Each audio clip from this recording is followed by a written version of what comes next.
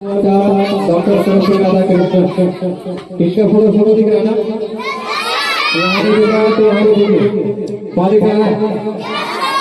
तो डॉक्टर सरस्वती राधाकृष्णन है, इनका जन्म हुआ था 5 सितंबर 1888 में। 1888 में हुआ था, मद्रास के तिरुपति गांव में हुआ था, तमिलनाडु। ठीक है, तो ये स्टार्टिंग से मतलब इतना पढ़ाई लिखाई में ब्राह्मण परिवार के जन्म लिए थे और इनका शुरू भी गरीब ब्राह्मण परिवार का जन्म पालन हुआ था। ये बहुत ही मेहनती, बहुत ही होनहार, पढ़ाई लिखाई में हर चीज में आगे थे। और इसके बाद इनका मतलब शादी बहुत पहले हो गया था, लगभग 14 साल के ऊपर में इसका मैरिज हो गया था। और ये बच्चों के प्रति या पढ़ाई के प्रति इनका इतना लगाव था। जो राजनीति भी बहुत मानते थे, लेकिन फिर भी ये भारत के उपराष्ट्रपति के रूप में, प्रथम उपराष्ट्रपति के रूप में चुने गए। अब इसके बाद इसके बाद भूतपूर्व दूसरे राष्ट्रपति के रूप में चुने गए। सबसे पहला राष्ट्रपति डॉक्टर राजेंद्र प्रसाद थे और उसके बाद दूसरे राष्ट्रपति के रूप में बने थे डॉक्टर सर्वपल्ली राधाकृष्णन। सर्वपल्ली इनका नाम तो पहले इसलिए था क्योंकि इनका गांव जो पुराना गांव था तो सर्वपल्ली नाम का गांव था। उनके गांव की यात्रा के लिए अपने नाम को पहले सर्वपल्ली लगाते। तो ये हमेशा अजय चौबी थे, किसी को भी जवाब तो ये आगे चलकर शिक्षा के रूप में अपने विश्वविद्यालय में टाइम दिए, प्रोफेसर के रूप में रहे। शिक्षा के रूप में इतना आगे बढ़े कि तो जितना भी चाहने वाला थे वो बोले कि सर आपका जन्म दिवस मनाना चाहते हैं, आपका जन्म दिवस हम मनाना चाहते हैं। तो बोले कि यदि हम मेरा जन्म दिवस मनाना चाहते हैं तो आप शिक्षक के दिवस के रूप में मनाइए, ताकि आगे आने वाला जो पीढ़ी है तो शिक्षक को साल में एक बार कम से कम याद करे और उनको सम्मान मिले। तो इसीलिए हम लोग प्रत्येक वर्ष 5 सितंबर को बनेंगे या कोई बनेंगे, वीडियो बनेंगे, बनेगा ना जी? किसको वीडियो बनना है तो वीडियो को बनेगा, ठीक है? सब लोग अपने अपने देश, अपने अपने पुलिस को बनेगा, पुलिस। वाह, चलो गरीब का बच्चा ही है जो देश को कमा रहा है, हर जगह पर, बॉर्डर पे हो, आर्मी में हो, क्योंकि अमीर का बच्चा तो जाता नहीं है। कल के रेट नहीं पता है ना, तो हमारे बगल में परामपुर जिला के हैदरनगर के 2 आरक्षी बल सिपाही मारे गए, ठीक है? 3 तारीख को मारे गए, जिनका बॉडी कल लाया गया। तो इस तरह से हमारे देश के लिए बहुत जो है गरीब जो जाते हैं वो शहीद हो रहे हैं। तो आप लोग भी देश के लिए सेवा कीजिए, चाहे आप जिस एरिया में जाए। स्टोरी है या फिर इसमें आप लोग से कोई पूछेंगे, आप लोग को बताना है। किसी बोर्ड है अगर इसमें एक टीचर क्लासरूम में एंट्री करते हैं, एक टीचर क्लासरूम में एंट्री करते हैं और एक बोर्ड पे एक लाइन खींचते हैं। क्या खींचते हैं? एक लाइन खींचते हैं और वो बोलते हैं कि इस लाइन को बिना मिटाए हुए, बिना टच किए हुए इस लाइन को छोटा करना है, छोटा करना है इस लाइन को। कैसे होगा कोई बताएंगे? कौन बताएगा? हैंड अप कीजिए। इस लाइन को छोटा करना है मनीष कुमार, कैसे करेंगे? कैसे करेंगे छोटा? लाइन बड़ा कर देंगे, अधिक बड़ा कर देंगे। किसको? इसको? नहीं, दूसरा लाइन क्या करेंगे? बड़ा कर देंगे। हाँ, दूसरा लाइन खींच के क्या करेंगे? बड़ा कर देंगे। जैसे बड़ा करेंगे तो क्या हो जाएगा? छोटा हो जाएगा, हो जाएगा ना? तो ये इस लाइन से कहानी समझने क्या मोटिवेट है? हम लोग को मोटिवेट ही हुआ कि अगर कोई आगे बढ़ता है, अगर उसको पीछे करना है तो हमको उससे मेहनत करके आगे बढ़ना है। ये देखो उसको टांग खींचना, समझ बात? ये देखो आगे बढ़ रहा है, हम उसको बात में फंसा करके उसको उलझन में डाल करके और उसको वही पहुंचा दिए, हम आगे बढ़ गए। ये काम नहीं करना है। कभी भी आगे बढ़ना है तो अपने बल पे अपने मेहनत से उसको मोटिवेट भी करना है और उसको भी आगे बढ़ाने दो और अपना मेहनत करके उससे आगे निकल जाना है ना।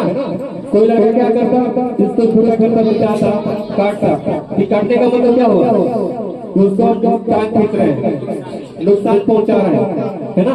तो कभी भी आगे बढ़ना है अपने मेहनत से, अपने मेहनत बदौलत आगे बढ़ना है, ठीक, ताकि अगला किसी को बुरा न लगे, अगला किसी को ठोस न पहुंचे।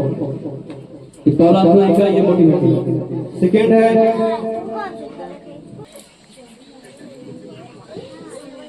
एक क्लासरूम में 50 बच्चा थे, 50 स्टूडेंट। कितना स्टूडेंट? 50 स्टूडेंट को एग्जाम लिया, परीक्षा हुआ तो उस दौरान एक बच्चा फर्स्ट डिवीजन आया। फर्स्ट डिवीजन कितने बच्चा है? एक बच्चा। बाकी थर्ड डिवीजन आया 20 बच्चा, बाकी बच्चा फेल हो गया। क्या हो गए? 6। तो सब फेल बच्चे थे, वो जो फर्स्ट डिवीजन आए थे बच्चा, उससे पूछा गया कि तुम किस कारण से, मतलब कैसे तुम पढ़ाई किया कि समझ में, तुम्हारा कारण कौन? होता है कि मेरा कारण मेरे गुरु जी, मेरे सर हैं जो हमको हर टॉपिक को अच्छे से पढ़ाए और उस टॉपिक को बारीकी से हमने स्टडी किया, इसकी वजह से हमने फर्स्ट डिवीजन लाया। और जो फेल किया था उससे पूछा कि तुम कैसे फेल हो गया, तो वो बुरा भला टीचर को बोलने लगा, तो मास्टर सही से नहीं पढ़ाया हमको, ये नहीं किया, वो नहीं किया, बहुत तरह का सुनाया, तो फेल हो गए।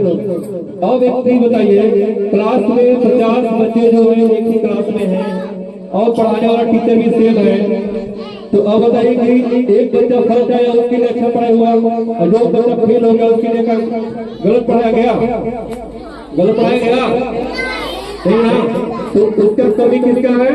तो बच्चों में कमी और स्टूडेंट्स में कमी, जो क्लास के दौरान सही से टाइम टू टाइम अगर ध्यान नहीं देते हैं क्या पढ़ाया जा रहा है। सुन रहा है तुम मुझे, तुमका ही भरना है ना, रिस्पॉन्स करो, बोलना भी है कुछ। क्लास के दौरान जो भी कमियां होती है वो बच्चों की कमियां होती है और स्टूडेंट, क्योंकि एक ही टीचर उसी क्लास में सब बच्चों को पढ़ाते हैं, उसी में कोई पास करता है कोई फेल हो जाता है, तो जो फेल हो गया तो उसका मतलब कहीं ना कहीं उसका कमी है। टीचर की कमी हम बोलेंगे, टीचर की कमी बोलेंगे कभी, टीचर की जहाँ कमी है वहाँ सब बच्चों की नहीं रहना चाहिए।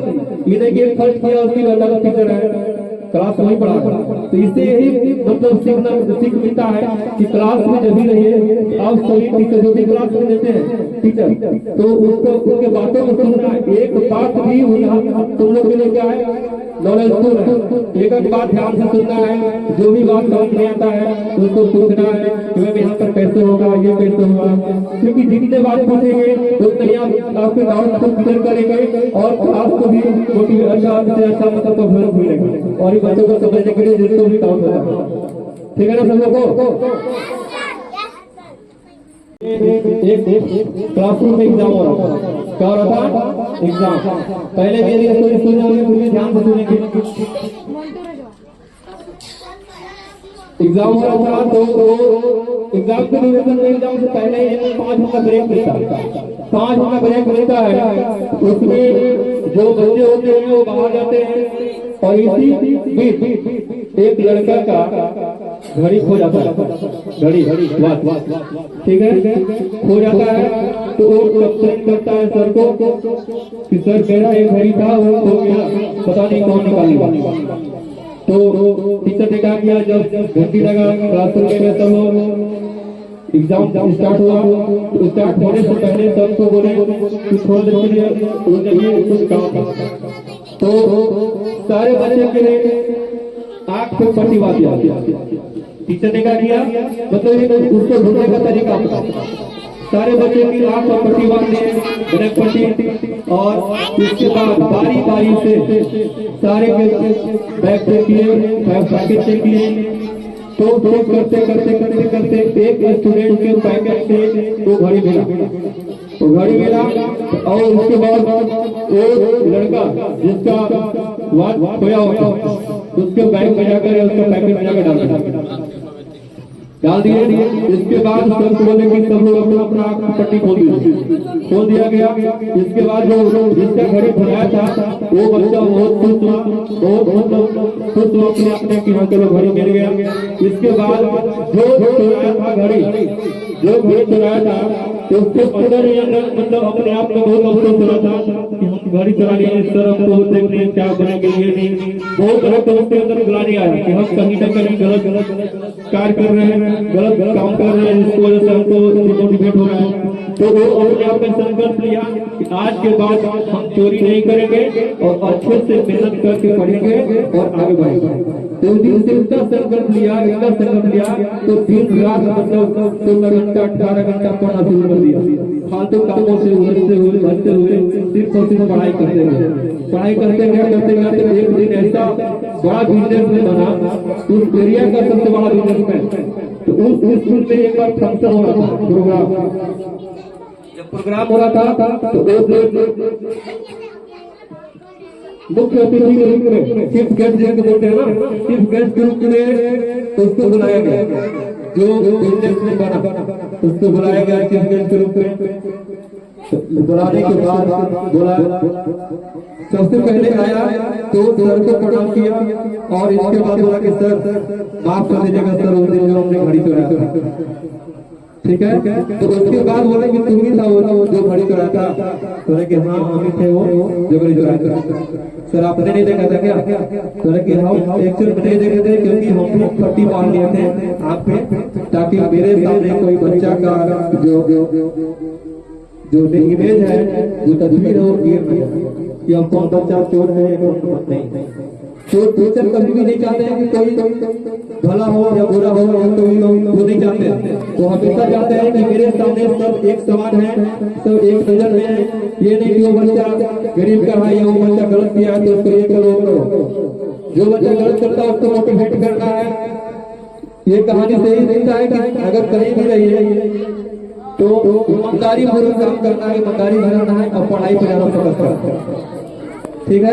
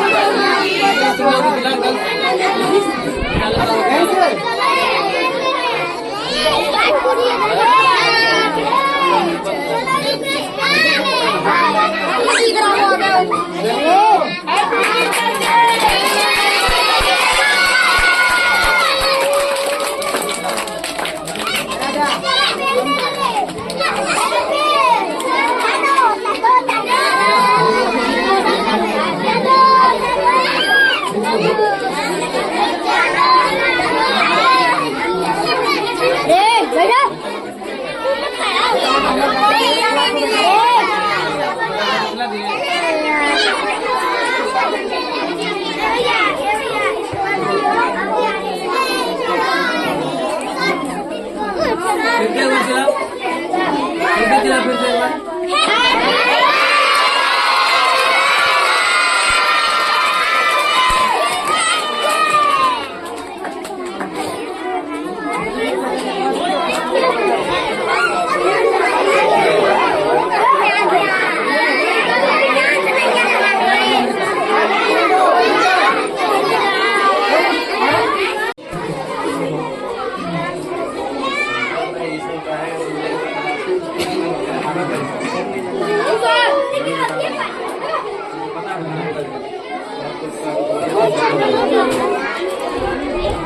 बुलाइए नेक्स्ट जो भी है। नेक्स्ट आइए आगे चाहिए। बाकी लोग क्लास में जाइए 4-5